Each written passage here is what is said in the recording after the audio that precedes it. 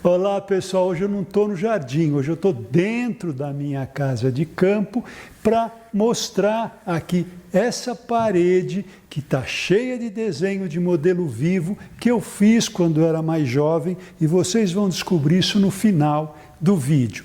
Hoje nós vamos falar de proporção, mais do que isso, nós vamos falar de proporção de beleza. Isso existe? Vamos conversar? Mas antes eu tenho que pedir aquela coisa que para mim é muito chato, para você se inscrever no canal, acionar o sininho, dar o like, enfim, para que o robozinho do YouTube entenda que esse vídeo é importante e pode ser levado para mais pessoas, tá bom?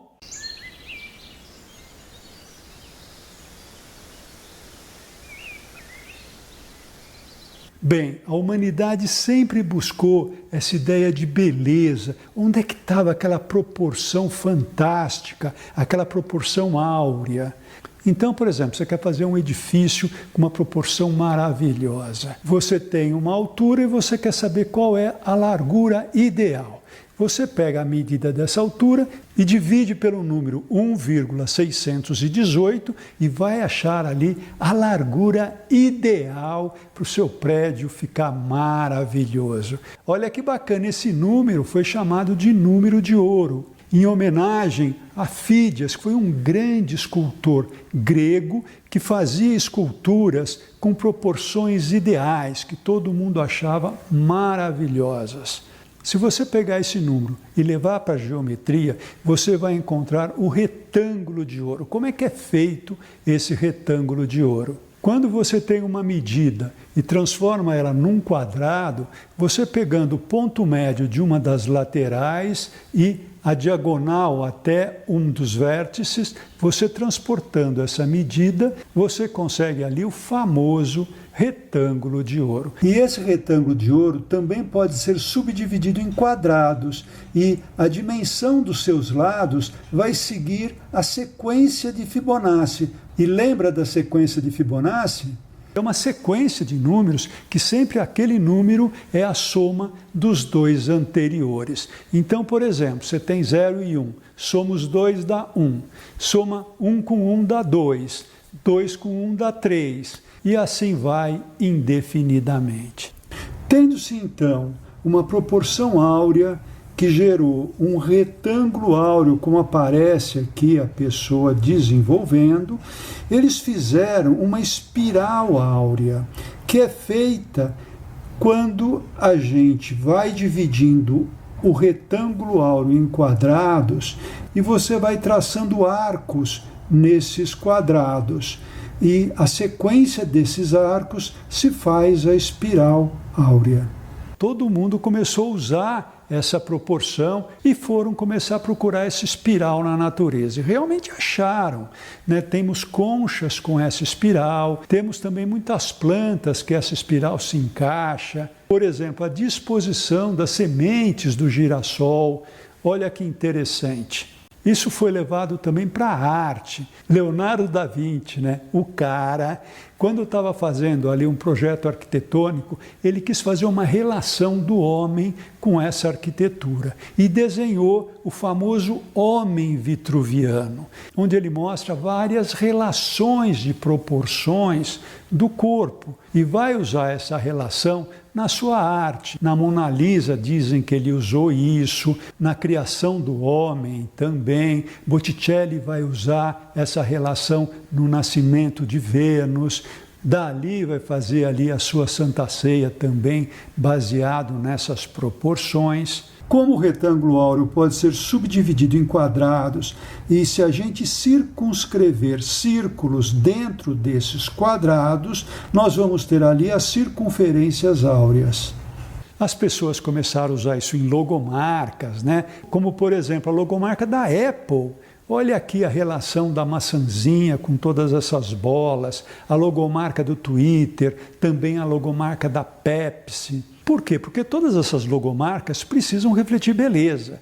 E se eu usar, então, essas proporções, a maior parte da população vai entender isso como belo. Foram procurar também essas relações nas figuras humanas, no rosto, no braço, na mão aberta, na arquitetura, desde a pirâmide de Quéops, que tem ali uma relação entre os blocos de 1,618, no próprio prédio da ONU se encontra ali o retângulo áureo, e quase 500 anos depois de Leonardo ter desenhado o homem vitruviano, Le Corbusier vai fazer o modulor, que é esse homem que tem aí então todas as proporções, todas as relações para que isso fosse aplicado diretamente na arquitetura. Mas hoje vários cientistas começam a questionar essa relação como sendo a relação áurea. Claro, sempre tem gente que vai discordar. Pegaram o homem vitruviano, fizeram as relações e não dá 1,618, dá um pouco menos. Começaram a ver que tem pessoas mais altas, mais baixas, com proporções bastante diferentes. E é verdade, o próprio Le Corbusier vai desenhar o modulor com 1,75 m, depois foi desenhar novamente com 1,83 m. E essa relação de proporção ligada a humanos é porque nós temos essas dimensões. Se nós tivéssemos corpos de girafas, por exemplo, e nossa cabeça ficasse a quase 4 metros de altura, a gente chegaria a um mundo completamente diferente. As nossas casas teriam portas mais estreitas, mais alongadas, o nosso mobiliário teria proporções completamente diferentes. Enfim, a nossa arquitetura, o modo de ver seria totalmente diferente. E imagine agora o oposto, se a gente tivesse o olho quase resa ao chão, como acontece com as formigas. Também as proporções seriam completamente diferentes. Bem, então não vale a pena a gente ter essa relação do homem com os elementos arquitetônicos do espaço, o que é importante para a arquitetura de interiores, importante para paisagismo, claro que vale. E como é que a gente trabalha se a gente não tem certeza desse número exato? A gente trabalha sem essa exatidão, exatamente na percepção. No senso, o que é o senso comum? É a percepção que a maior parte das pessoas tem. Mas se os humanos são diferentes, mas têm uma certa semelhança, na minha opinião, o que vale a pena fazer é o que eu fiz aqui, é desenhar a figura humana. Eu desenhei pessoas altas, pessoas baixas, eu desenhei pessoas de pé, pessoas sentadas e também deitadas, croquisei corpos gordos, corpos magros, gente com rosto, gente sem rosto, ou então apenas a face. Tudo isso para poder entronizar, para poder capturar de uma forma intuitiva as proporções humanas. Aqui não interessa se o desenho fica bom ou se fica ruim, se fica bonito ou feio.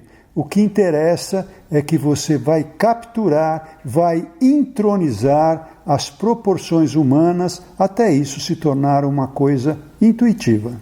Com isso você vai criando uma percepção das dimensões. Aliás, nós só sentimos as percepções. Ninguém anda com trena no bolso medindo aí os ambientes para saber se ele é grande ou se ele é pequeno. Nós sentimos o tamanho dos ambientes. Tanto que, se você vier de um corredor estreito e chega numa determinada sala, essa sala vai parecer bastante grande. Agora, se existir uma sala maior ainda depois, e você estiver vindo desse cômodo enorme, essa mesma sala vai parecer menor. Por quê? Porque a nossa percepção é comparativa. Eu sinto as coisas em função de onde eu venho. Por isso o percurso é fundamental na hora de você fazer o projeto.